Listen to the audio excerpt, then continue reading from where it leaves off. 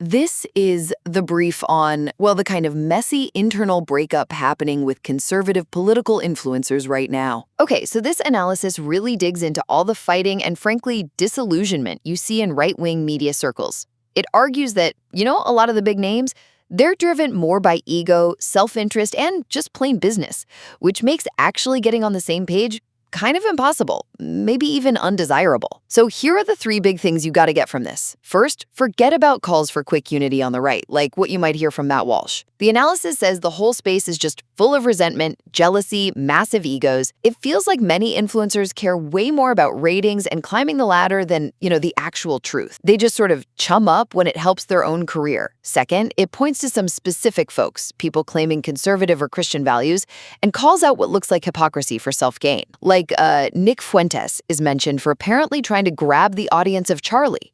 That's a right-wing media guy who was recently assassinated. And then there's Congresswoman Marjorie Taylor Greene, MTG, right? She's criticized for making bank on Palantir stock, that's surveillance tech, while also slamming government spying. And finally, the main takeaway is about discernment, especially with this group some called the woke right. Basically people using political or religious labels just to promote themselves.